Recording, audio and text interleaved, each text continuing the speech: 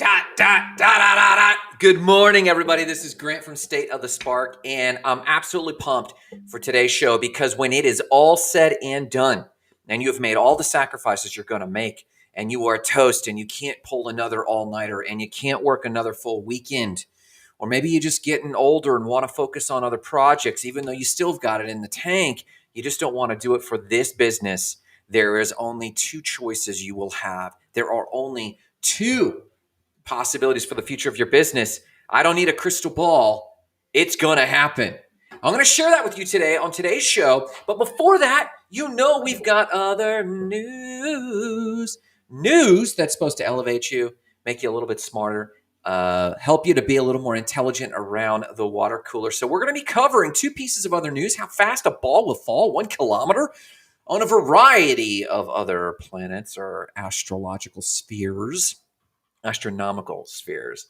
And last but not least, Amazon and its attempts to compete with Starlink. We're going to talk about that. But before any of that, we've got a warm cup of gratitude. Are you starting your day with a warm cup of gratitude?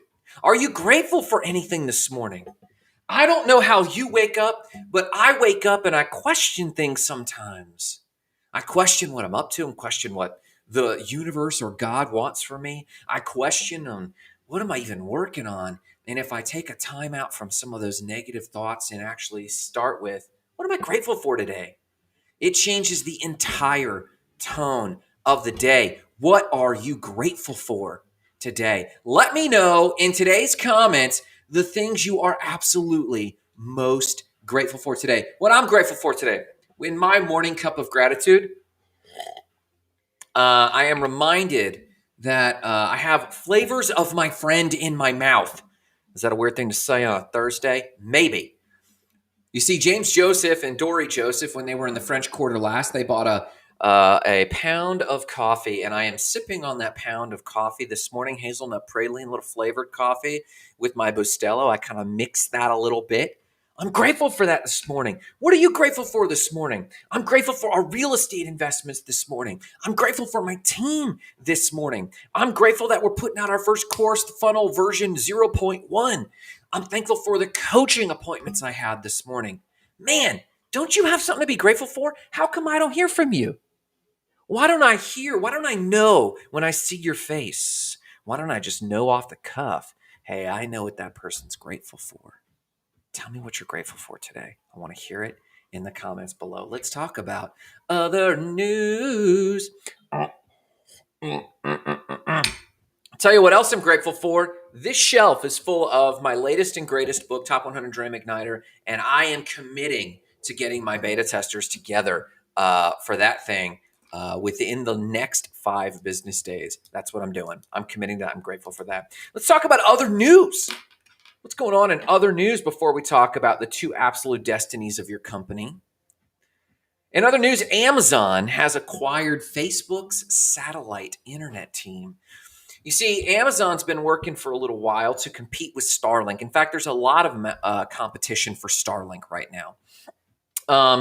You didn't know it, but SpaceX is working on satellite internet, but so has Amazon, so has SoftBank, so has Facebook.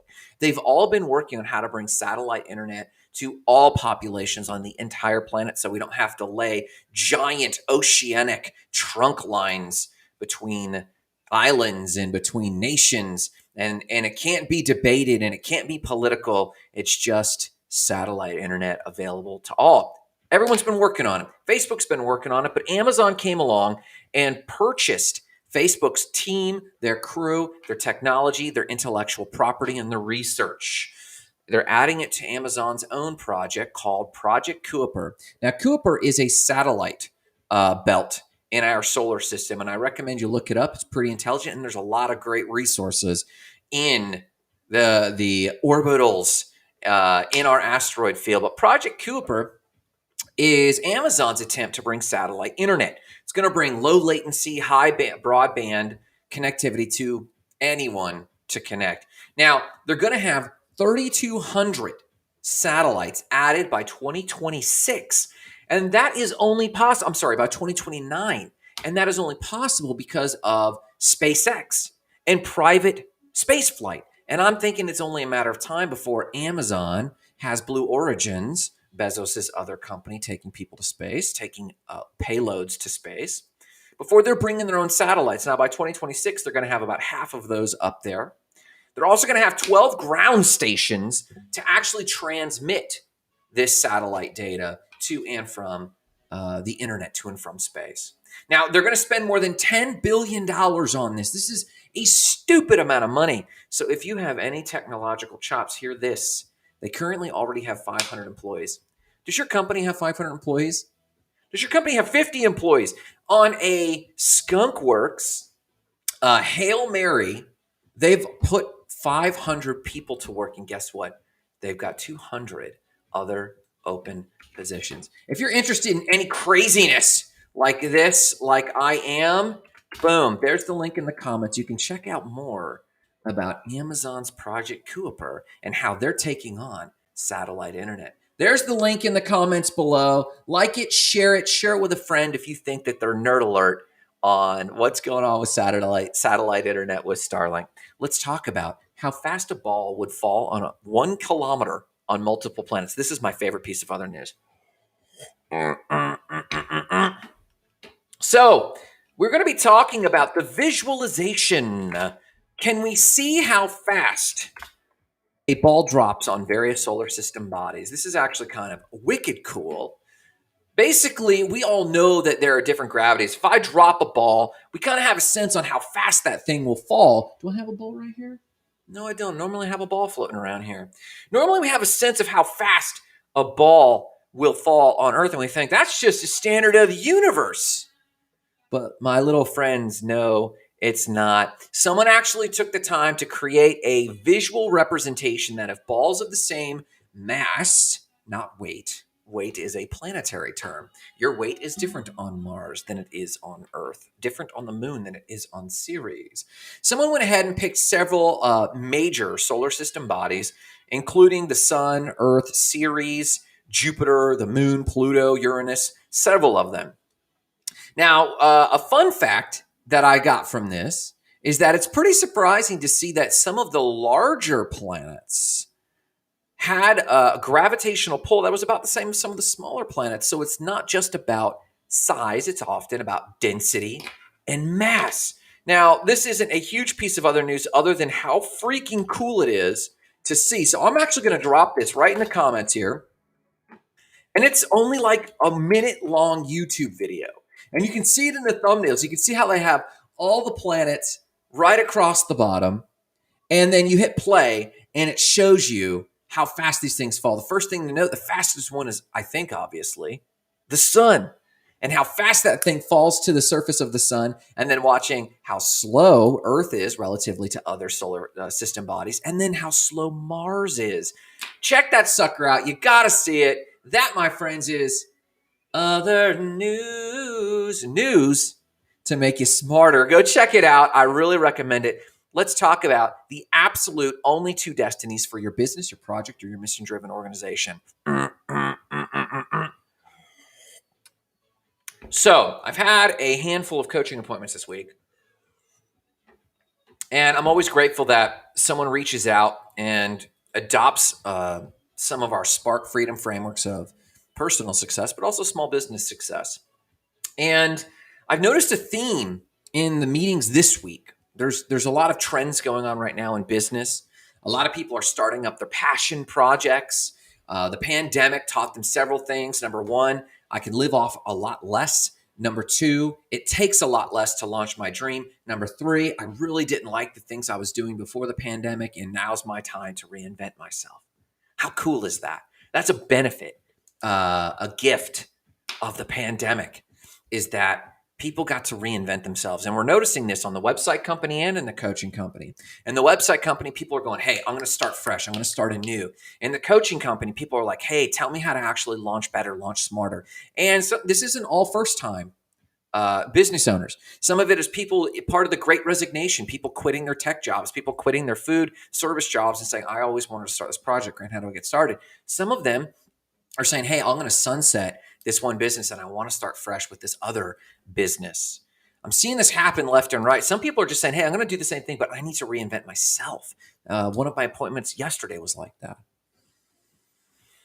And I'm noticing that the paradigms of many people starting these projects, starting new directions, I'm noticing that the paradigms seem to think, and it's not, this is not a critique on these and on any individual. Small business owners are in a plight. And that plight is this: it is not readily obvious the destination of your business. When you're starting a small business, you're like, good night. There seems to be all these gurus, but there's very little practical training. There's a lot of gurus with principles, and principles are good. But the thing about principles is someone could start a guru business. An infopreneur can say, hey, man, I've got the Instagram life and I've made millions of dollars, whether or not they have. And they can borrow age-old principles from people that have actually made millions of dollars and then just start reselling, basically becoming a white label principal reseller. And we see this all the time. And though Stephen Covey took a lot of time with the 7 Habits of Highly Effective People and his follow-up book, The 8th Habit, taught a lot of principles because we couldn't get access to principles. Now it seems like every guru and their cousin has a coaching business and they sell principles. And that's cute. And that's good for them. It's been a lot of innovation in the coaching business and a lot of them have made some money. But is it really helpful?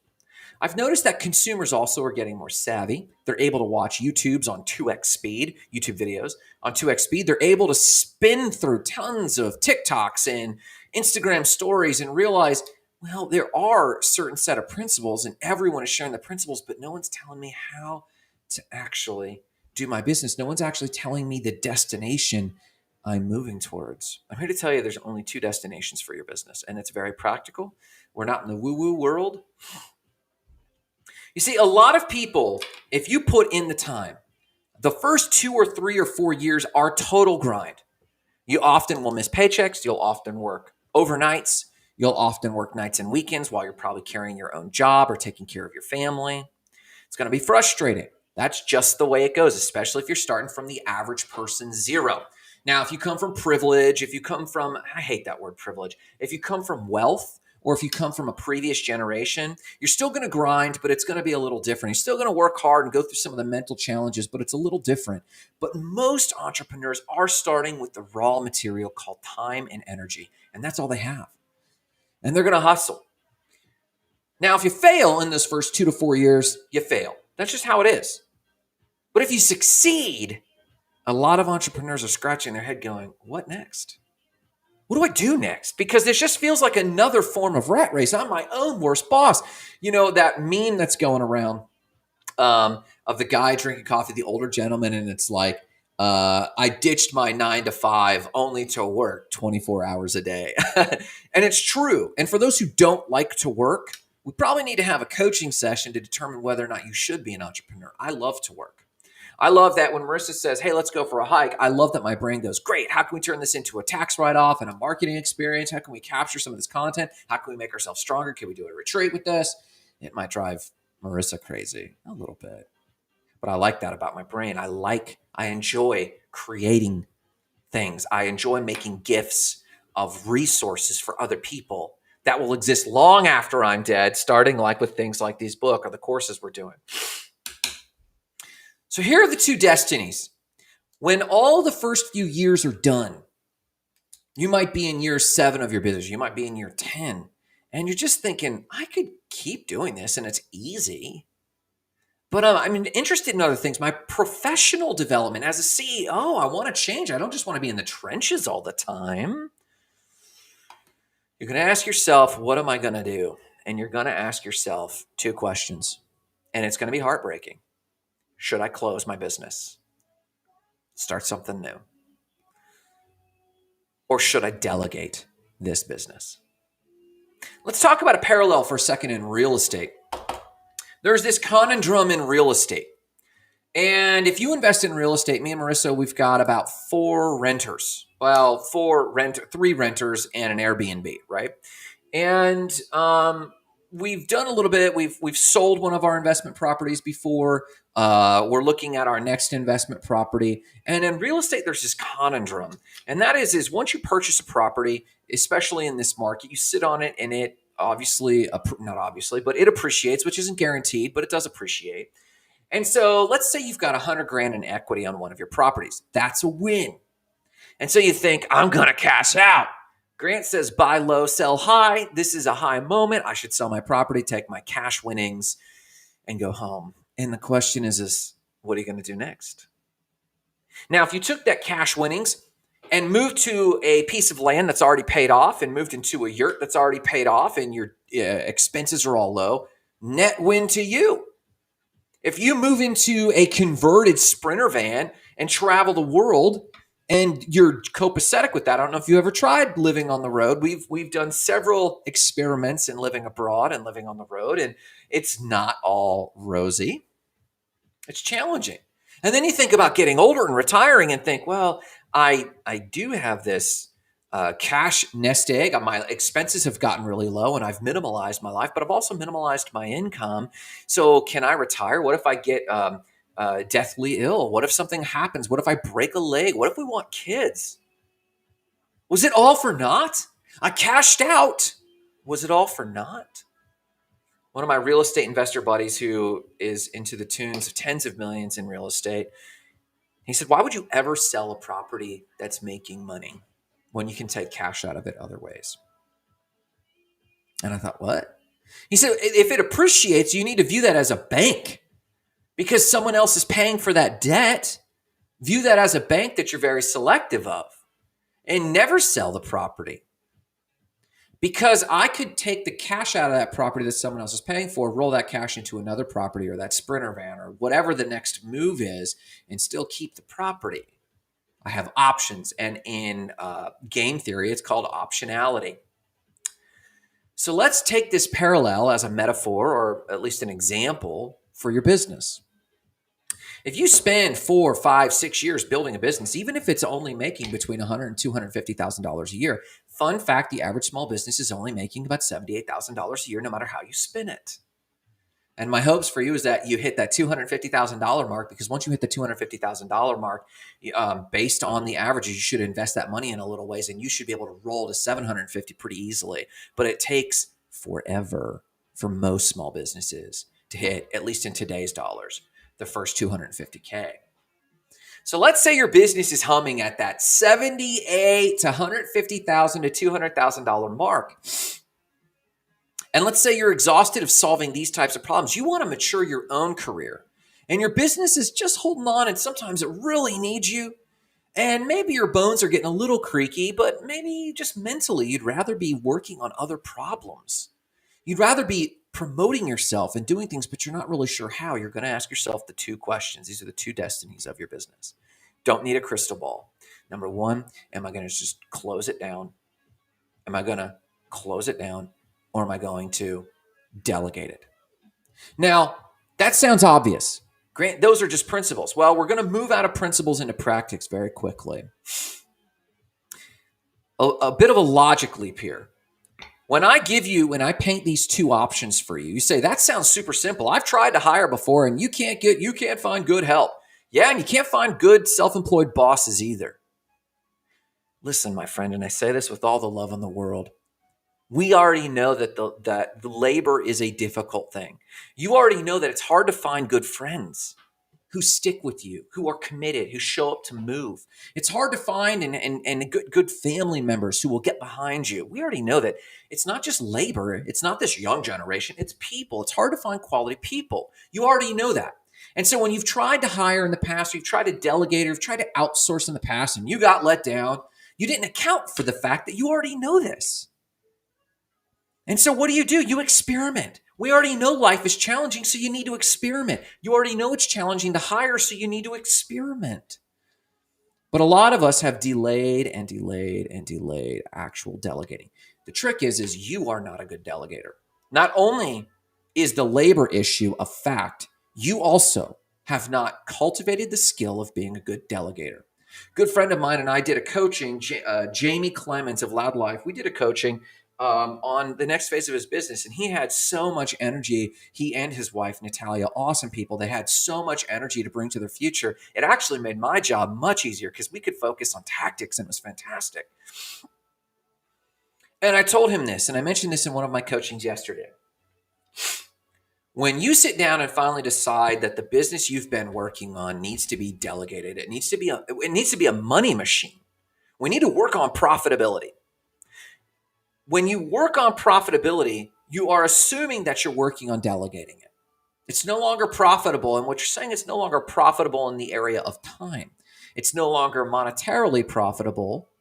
You might have been getting by and subsistent, but you probably haven't hired because you probably don't have actual reserves of payroll in the bank account. Whether you're a nonprofit, doesn't matter. Nonprofits should be following these same principles.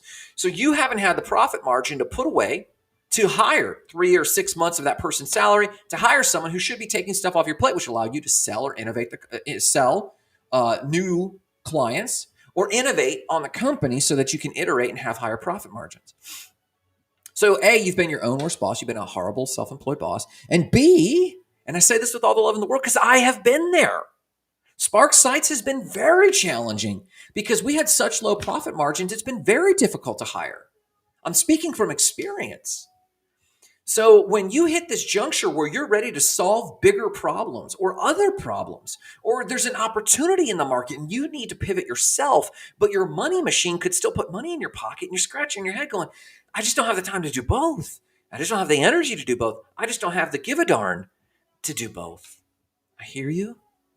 You need to chastise yourself that, you know what? It's not that good people are hard to find. It's that I'm my own worst boss and I'm not a good delegator. So you're going to ask yourself, am I going to step up to the plate? In kindness, I'm saying this. Are you going to step up to the plate and become a good delegator? Or are you going to close your business? Those are the only two options. You're going to have to close your business. And like my friend, speaking about real estate, if you close your business, you're going to be in a catch-22. If you close your business and if you haven't had the profit to hire, chances are you haven't had the profit of emergency reserves for you and your family. Chances are you might have, and that's great. So then you could close your business, you've got your reserves, and you could start your next project. But knowing what you now know about business, I had a good business mentor. One of the early businesses I did right out of high school, I was about 21. I was part of a cartoon brand that was helping kids with dyslexia. It was an educational cartoon company, and they were doing educational cartoons called Jumping Monkey. They did books and trainings. And one of the business co-owners, Don Madden, and Don Madden's around today. He comments on some of my stuff. He gave me a tip one day, and it stuck with me. He said, "Grant, do not start a business without 2 years of reserves in the bank." 2 years? Come on, I can do better than that. What is this? What does this gray-haired guy know? Hey, we earn our grays on our chinny chin chin through hard work and experience. You might have 6 months of reserves, but what you've realized, that's like selling a house on the property with $100,000 and realize $100,000 don't get you what it got you 5 years ago.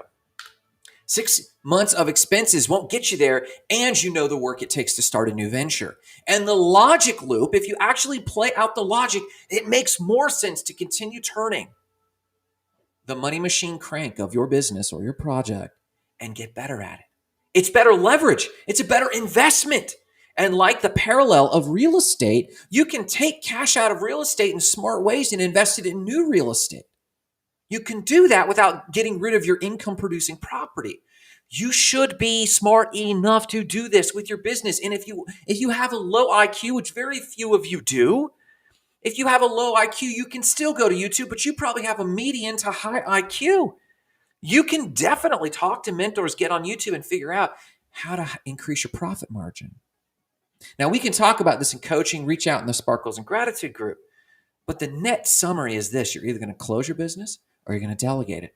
And if those are the two logic loops, and if you go through the logic of closing your business, does that mean you're going to go get a JLB instead? Maybe your small business has turned into chaos on fire and you do need to close it. Maybe you do. And maybe you do need to go get a job and just commit to being in that job for the next 2 or 3 years. And just stabilize your life and actually put some cash away. And then knowing what you now know, you're more experienced, you could be able to build that business and truly start a new business concept, delegating it. There's options for you. But in all probabilities, you'll call me and say, Grant, we got to talk. I need to come up with my exit plan. This is a call I got this week, and I'm going to be meeting with someone today on this. Grant, we got to talk, and I got to talk about my exit plan. I'm just done. And that's okay. That's not a failing on them. They found a new project that they're going to work on that resonates with them. I encourage you to know when to pull the ripcord. But you're still encountering the dilemma of asking yourself, do I close it? And there is nothing wrong with closing. It's just logically sometimes not the best play.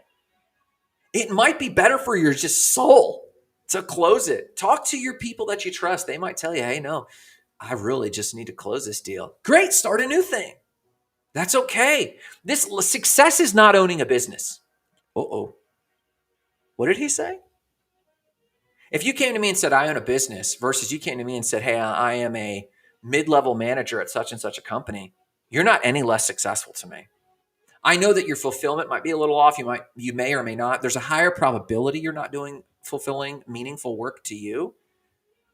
But that doesn't mean you're not successful. You might go, no, Grant, no, I've learned to love my role here. Okay, super cool.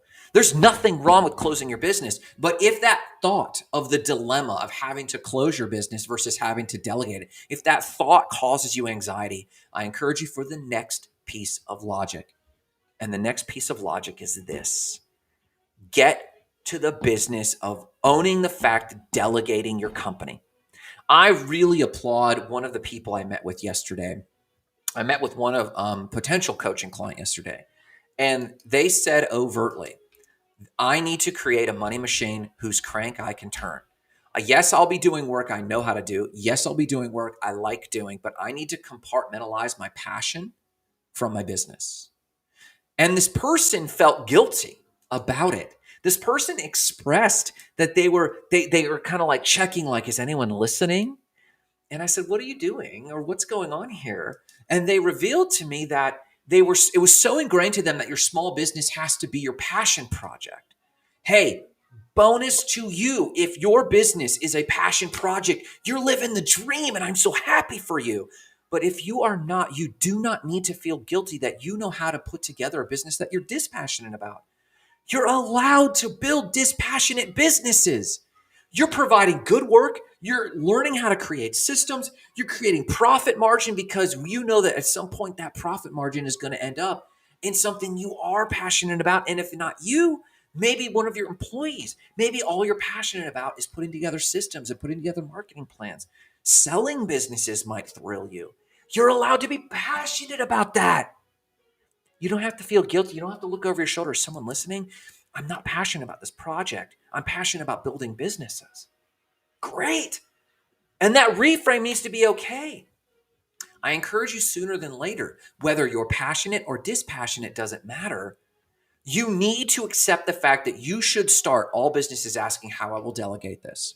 Now, I have a voice coming up in my head, and I project that someone I have a great amount of respect for and what they've been able to build, Matthew Wangert of A Fine Press at afinepress.com. He's a client from the website company.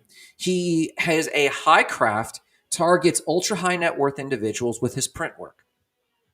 And for the longest time, it's him. He is a boutique craft practitioner.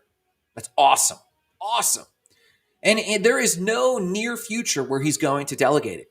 At some point, he's still going to have to face the same question, whether it's arthritic hands or whether he needs to expand or whether he's just overwhelmed with orders. He's going to have to ask himself, well, do I close it or do I delegate it?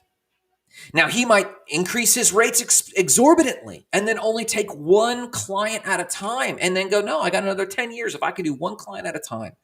And 10x my currently already expensive rates. But then he turns 80 and he's going to go, is this thing just going to close? And he might say, because I charge so much, I was able to invest and put away for my health and my retirement and my kids and their grandkids and their kids. I'm good and I don't mind if I close it. But he will still face the question, do I close it or delegate it? Probabilities will say he'll bring on an apprentice. So even if you are a high craft boutique company, you're not just a services company. And hear me on this. If you're a services company, hear me on this. 98% of the time, if you are a home services company, You need to be thinking about, how do I delegate this from day one? Let me do this until it's been codified. You only need to do the project long enough to come up with your training or your standard operating procedure so that you can hire it out. That's it. Well, no, I got to take profits. You need to actually put 6 months of cash away in your previous gig, your job, or your previous business. And if you are a home services company, my advice to you is get it together. There's a lot of people who watch the show, who talk to me, who are home services. Now, you might be a service company that's providing other types of services, and we could talk about whether or not that's right for you. If you are high end, boutique, high ticket, and you only serve ultra high net worth individuals, you could go longer with fewer clients and not delegate. But I guarantee sooner than later, you should probably be taking on an apprentice delegating. You should always be thinking of delegating. So that's my crystal ball for you this morning. At some point or another, you will have a come to Jesus meeting. And you don't want that to be filled with regret. You don't want that to be filled with frustration. You don't want to be embarrassed that you're closing your company. You want to be uplifted. No, Grant, I got a new project and I'm super proud of the work I did and I'm closing this down. Just it's not tactically sound. But you don't want to close the business because you're like, I don't know what to do. I hate that for you. I'd rather you actually be filled with energy and think, I've been working on delegating for the last 2 years. And oh yeah, we had this significant turnover at first because I wasn't the great at capturing systems and I didn't really have a system to train. But once I nailed that, and then we went through a few employees because then I had to figure out how to hire well and how to pick a good client. And then some people, I picked good people, but we just didn't have mojo and they had other desires for the future. Great. Release their talent into the marketplace. Give the marketplace the gift of that person. And just find people you got good mojo with. That's okay. But you worked on delegating the last 2 years. And Grant, I delegated most of this, and I'm going to be juggling like 10 or 20 hours in that company. But I'm so proud of myself. I can spend 10 or 20 hours on my passion project. That's what I hope for you. That's what we train. So listen, be encouraged by this dilemma. Be encouraged by this question. Know that this question is coming. And even if you haven't even formed your LLC yet, if you've only just now gotten a bank account, it's not too early. In fact, that's the best time for you to be thinking, how am I going to delegate this? How am I going to delegate this? How am I going to provide meaningful employment for the right person? How am I going to give them the best training in the world and create my creations? That's the ultimate dream. Forget about business. The ultimate dream is that you see, like State of the Spark, you have a vision for something that happens in the world, an improvement that occurs in the universe. And you come to the point where you realize, if you're a smart person, you realize, I can't be the one to affect this entire change I want to see for humanity. Therefore, I've got to get other people to do it. And you want to pump them up. And in the ministry, we just call on, we use the shame of God to say, well, you need to be involved. But in nonprofits, we might get volunteers who are just passionate, and that fills us with such meaningful joy. You can have that in your business too. I know Shweta, or Shway, or Shui. I always get her name wrong. I apologize. She has these extraordinary food creations, and Marissa and I love her food, and she just feels a little lost. And I know she loves making this food, but what if she could participate in helping 5 people make 5 times as much of this food? Would she lose joy? No way. She'd be filled with that much more joy. And then she could still put on the apron and make and get alongside everybody and do it. But cultivating the skill of having other people partake in the joy of making so much great food. The same is true for a good, clean lawn. You don't have to be passionate about the craft. You can just appreciate the smell of fine cut grass and a good clean lawn and the relief of the homeowner. And you could do 10 lawns in a day if you hustle, or if you get the drone lawn thing where someone shows up and you stick the drone on there and it cuts the lawn. But what if you had a crew of 5 people? What if you had 2 crews? And you could drive these properties and see the before and after and just get filled with so much joy, the smell of so much recently cut grass, and so much joy on the homeowner's, relief on the homeowner's face of, oh, thank you for making my yard look at least decent. Man, of course we want the change we want to see in the world amplified. So own that in the early days. Listen, you need to make a decision at some point. Close the business or delegate it. You should do that today. You should start working on delegating. Now, and then when you are faced with a decision of closing the business, it's not because you didn't bring your best. It's not because you didn't figure out how to delegate. It might be tactical in that moment. Maybe someone wants to buy it. Fantastic. But if you can't delegate the business, no one's going to buy it. If you can't delegate it, no one's going to buy it. The people that buy businesses buy labor systems. Of all the systems they buy, they look for that. I encourage you to tackle that now. Listen, I'm going to spend breakfast with my beautiful wife. Chances are I'm willing to bet she's going to ask me for a Mitchell's favorite burrito this morning. I'm already thinking, I'm predicting it. My intuition is telling me. Be encouraged by this decision. Do I do it now or do I close it now or do I delegate it? Remember, no matter what you do today, please go out there, have a phenomenal day, and remember the mission. Igniting lives of explosive significance, starting with your own. Have a killer day.